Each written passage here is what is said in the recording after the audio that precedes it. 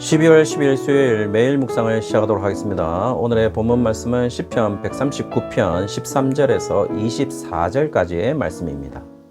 오늘 본문은 시편 139편의 후반부입니다. 오늘 본문 역시 어제 본문과 마찬가지로 두 부분으로 나누어집니다. 13절에서부터 18절까지는 나를 지으신 하나님에 대해서 이야기하고 있고 19절에서부터 24절까지는 승리로 이끄시는 하나님에 대해서 이야기하고 있어요.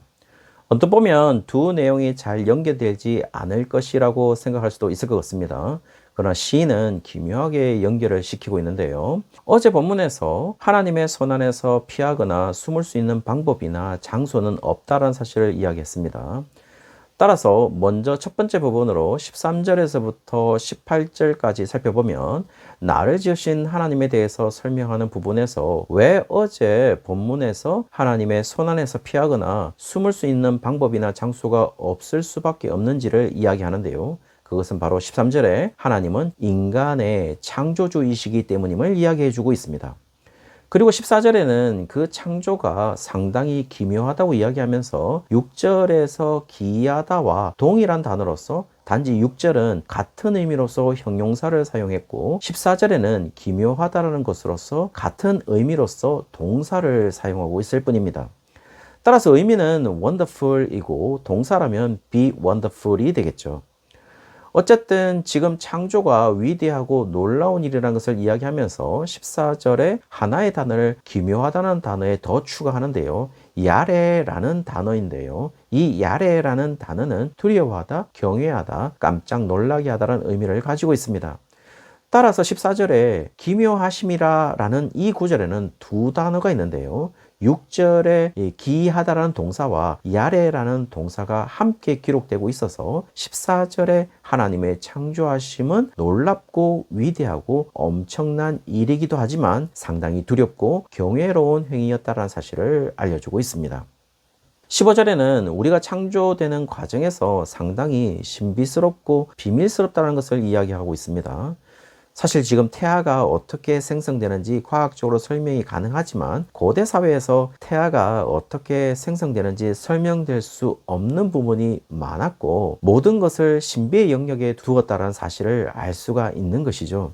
16절에는 태아가 형성하는 과정을 이야기하는 것으로 내 형질이 이루어지기 전이라고 말하는 부분은 아직 몸의 지체들이 완전하지 않은 태아의 몸을 이야기하는 것으로 보입니다. 놀라운 표현은 그때도 여전히 주의 눈이 보고 있었다라고 이야기를 하고 있습니다.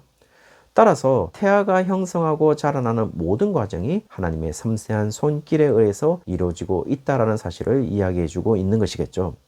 심지어 16절 하반절에 나를 위하여 정한 날이 하루도 되기 전에 주의 책에 다 기록이 되었다라고 이야기하는 부분은 실제 사실에 대해서 그 시간에 있었다면은 그 사실이 있기도 전에 하나님은 모든 것을 알고 계신다는 것을 표현하는 구절로 보입니다. 따라서 시인이 태아로 있기 전부터 하나님은 이미 다 알고 계신다는 것으로 이야기하는 장면이라고 할 수 있겠죠. 그렇다면 18절 마지막에 이런 주님이 함께 있다고 한다면 과연 우리의 삶을 우리의 계산법으로 살 것인지 아니면 17절에 주의 생각으로 살 것인지는 답이 정해져 있지 않을까요?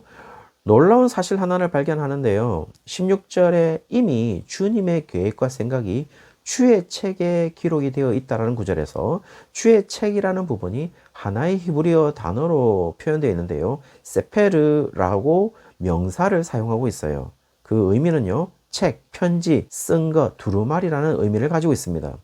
놀라운 사실은 18절에 내가 세려고 할지라도 라고 해서 수를 세다라는 그 부분이 놀랍게도 사파르라는 히브리어로 주의 책이라는 세페르의 동사 형태로서 기록하다, 세다, 열거하다는 의미를 가지고 있습니다. 따라서 지금 우리가 우리의 생각대로 기록되는 셈법이 있고 주의 생각대로 기록되는 셈법이 있다는 사실을 16절에서부터 18절까지 이야기하면서 우리의 인생이 누구의 셈법으로 이루어졌는지 분명히 알 것은 주님이 우리의 창조주이시기에 우리가 주님의 셈법으로 삶을 살아갈 것임을 이야기해 주고 있는 것이겠죠. 그 과정에서 주님의 생각이 아니라고 부정하고 싶은 순간도 분명히 있을 것입니다.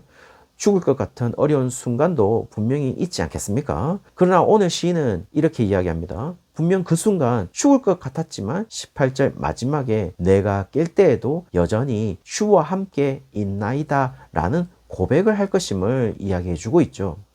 그러면서 19절부터 죽을 것 같은 어려운 순간의 구체적인 설명을 하기 시작하는데요. 시인은 자기의 삶에 악인이 있다고 고발을 합니다. 그 악인에 대해서 설명하기를 19절 하반절에는요, 피 흘리기를 즐기는 자들이다 라고 이야기를 하고 있고, 20절에는 주에 대하여 악하게 말하는 자라고 이야기해주고 있고, 주의 원수들이라고 이야기하면서 21절부터 22절까지는 주님을 미워하는 자들을 시인은 미워할 것이고 그들이 시인의 원수라고 이야기를 하고 있습니다. 지금 시인은 개인적인 어떤 안 좋은 관계에서 악인과 미워하는 자들을 설정하는 것이 아니라 하나님의 관계에서 좋지 못한 자들을 오히려 자신에게 악인이고 원수라고 이야기하고 있는 듯 보입니다.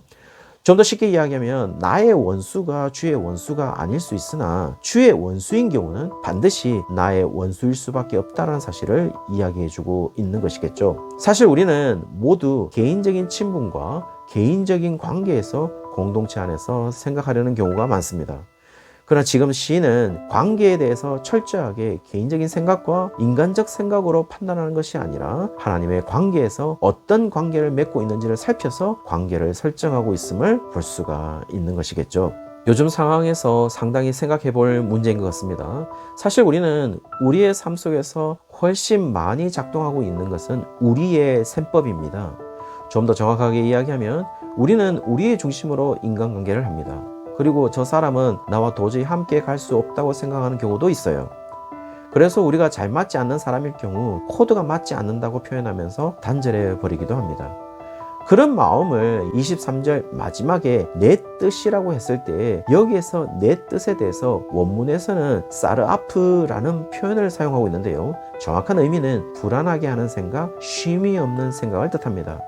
따라서 한글 성경은 그냥 내 뜻이라고 기록되어 있지만 실제 의미는 하나님에게 자신의 셈법으로 생각하는 자신의 뜻으로 자신의 생각과 뜻이 그리 긍정적이지도 하나님의 생각과 다른 불안하게 하는 쉼이 없는 뜻임을 살펴달라라는 것을 지금 23절에 강구하고 있는 것이겠죠. 그리고 24절에 자신의 이 불안하고 하나님의 생각과는 다른 그런 사르아프로 살게 하지 마시고 자신을 주의 생각으로 주님의 셈법으로 주님의 뜻인 영원한 길로 인도해 달라고 강구하고 있습니다. 따라서 우리의 모든 셈법과 우리의 모든 인생과 우리의 모든 관계는 하나님 중심으로 정의되는 것이지 개인적인 생각과 이념과 이데올로기나 인간적 생각과 셈법으로 정의되는 것이 아님을 이야기해주고 있습니다. 요즘 상황에서 상당히 생각해볼 문제라고 하는 것은 요즘처럼 정치적 이슈로 생각이 많이 갈라지는 것을 보는 경우가 많을 때가 있었습니까? 그리고 그렇게 갈라지는 것 속에는 기독교가 자리 잡고 있습니다. 기독교는 그런 종교가 아니죠. 그냥 인간적인 셈법이고 인간적인 이데올로기입니다. 그것을 신앙이라고 말하지 말았으면 좋겠습니다. 기독교는 하나님 중심으로 정의되는 종교입니다. 따라서 어떤 정치 이데올로기가 작동되는 그런 종교가 아닌 것이죠. 그리고 하나님 중심이라는 것을 통하여 모든 이데올로기를 포함하기도 하고 배제하기도 합니다. 포함한다라는 말은 하나님을 믿고 주 예수 그리스도를 구원자로 믿는 모든 자들을 그 누구든 포함된다라는 것을 말하는 것이고 아무리 선하고 세상에 존재하는 최고의 이데올로기를 가졌다고 할지라도 하나님을 믿지 않고 예수 그리스도를 오직 한 분의 구원자로 믿지 않는다면 그 누구도 하나님과 원수된 자이고 그 사람은 성의와 같은 위대한 사람이라고 할지라도 우리에게도 원수된다는 사실을 이야기할 뿐입니다. 그러므로 사랑하는 성도님들, 우리의 삶과 우리의 셈법이나 우리의 생각은 주님의 생각보다 더 나을 수 없고 비교 자체가 불가능한 것입니다. 따라서 우리의 오늘의 삶에 우리의 셈법이 작동하기보다는 오직 하나님의 셈법과 주님의 생각과 주님의 뜻이 작동할 수밖에 없는 존재임을 알고 살아가는 우리 모든 성도님들 되시기를 주의 이름으로 축원합니다.